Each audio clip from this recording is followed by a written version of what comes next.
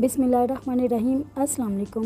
कैसे हैं आप सब। तो जैसे आपने मेरे चैनल पे चिकन स्टिक्स की रेसिपी बहुत पसंद की है, इसी तरह से मैं आज आपके लिए बहुत ही मज़े की मटन स्टिक्स की रेसिपी लेकर आई हूँ। उम्मीद है आप ये भी पसंद करेंगे। तो चलिए फिर चलते हैं, इसको बनाना स्टार्ट करते हैं। जी, तो यहाँ पे मैंने आधा किलो मटन मिंस ले लिया है। इसको अच्छी तरह से धोकर मैंने वॉश कर लिया था और स्क्वीज भी कर लिया था इसका पानी इसमें ज़रा भी नहीं होना चाहिए, वरना आपकी स्टिक्स जो हैं वो अच्छी तरह से बाइंड नहीं होंगी। तो अब मैं इसको चॉपर में डालूंगी। इस तरह से चॉपर में मैंने सारा कीमा डाल दिया है। अब मैंने एक नॉर्मल साइज़ की प्याज लेके उसको क्यूब्स फॉर्म में कट करके डाल दिया है। 7 से 8 हरी मिर्चें हैं, ये भी मैंने डाल दी हैं। 1 टेबलस्पून सिरका, 1 टेबलस्पून सोया सॉस, 1 टीस्पून लहसुन अदरक का पेस्ट, 1 टीस्पून मीट टेंडराइज़र यानी कि गोश्त खिलाने का पाउडर, 1 टीस्पून खुश्क धनिया पिसा हुआ, हाफ टी स्पून हल्दी और 1 टीस्पून गरम मसाला पिसा हुआ और 1 टीस्पून ज़ीरा, 1 टीस्पून चिली फ्लेक्स और हाफ टी स्पून सफ़ेद मिर्च पिसी हुई। अब मैं चॉपर को बंद करके अच्छी तरह से इसको चला दूंगी 5 मिनट के लिए और इसको अच्छी तरह से चॉप कर लेंगे और इसको खोल के चेक भी कर लेंगे बीच में कि ये हो भी गया है कि नहीं। अब मैं इसको चेक करूंगी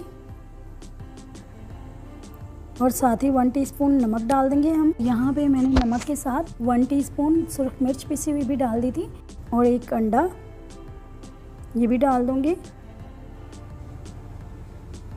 और फिर से चॉपर को चला दूँगी।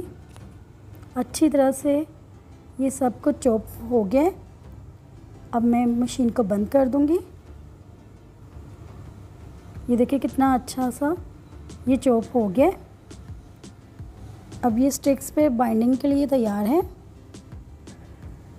बाउल में निकाल लूँगी सारा अमेज़ा। जी, तो यहाँ पे मैंने सारा अमेज़ा निकाल लिया है। अब स्टिक्स को मैंने पानी में गीला करके रखा हुआ है और इस तरह से एक कबाब की तरह इसको मैं स्टिक्स पे कवर कर लूँगी, लंबे कबाब की तरह। अब इसमें स्टिक डाल के इस तरह से ये कौन सी बना लूँगी। ये देखें, इस तरह से जिस तरह के सीख कबाब होते हैं सेम वैसे ही थोड़ी लंबी शेप देंगे ताकि जब हमने इसको फ्राई करना है तो इसने अपने साइज़ में आधा इंच कम हो जाना है, इसलिए थोड़ा सा लंबा रख के हम इसको शेप देंगे। इस तरह से सारी स्टिक्स में इंसर्ट कर लेंगे।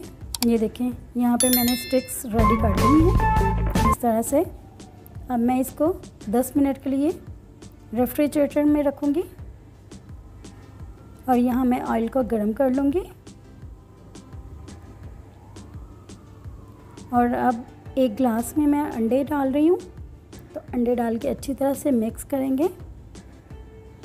अब आप सोच रहे होंगे कि ग्लास में अंडे क्यों डाले हैं, तो ये भी एक टिप और ट्रिक है। अब देखिएगा, ये देखिए इस तरह से ये ग्लास में इजीली अंडे से कोट हो जाएंगी, वरना अगर बाउल में करें तो वो थोड़ी सी प्रॉब्लम हो जाती है, इसलिए मैंने ग्लास वाला तरीका यूज़ किया है। और उसके बाद ब्रेड क्रम्स लगा लेंगे अच्छी तरह से, क्रम्स में भी रोल करके इस तरह से 1 बाय 1 सेम उसी मेथड के साथ पहले अंडे से कोट करेंगे और फिर क्रम्स लगाएंगे और इस तरह से करके तो सारी स्टिक्स को रेडी कर लेंगे। तो यहाँ पे हमारा ऑयल गर्म हो चुका था। अब मैंने ये स्टिक्स इसमें रख दी हैं। तो मीडियम टू लो फ्लेम पे हम इसको फ्राई करते जाएंगे और रोल करते जाएंगे ताकि सारी स्टिक्स पे इवन कलर आए। ध्यान से फ्राई करनी है आपने। इस तरह से इसको चेक करते जाएंगे और रोल करते जाएंगे, थोड़ा थोड़ा करके आहिस्ता आहिस्ता से रोल करेंगे। देखिए कितना अच्छा गोल्डन ब्राउन कलर आता जा रहा है। मीडियम टू लो फ्लेम पे करेंगे ताकि हमारा मटन अच्छी तरह से अंदर से पक जाए। और चैनल पर पहली बार आए हैं तो प्लीज़ मेरे चैनल को सब्सक्राइब कर लें और बेल आइकॉन को भी हिट कर लें ताकि मेरी हर न्यू आने वाली वीडियो का नोटिफिकेशन आपको सबसे पहले मिल सके। ये मसालों की जितनी भी क्वांटिटी मैंने आपको बताई है वो परफेक्ट है। आप बनाकर देखिएगा, आपको ज़रूर पसंद आएंगी। तो ये देखें कितनी अच्छी लुक बनी है हमारे मटन स्टिक्स की। ये देखें इस तरह से मैंने इनको निकाल लिया है। अब मैं अगले वाला बैच भी डालकर फ्राई कर लूँगी।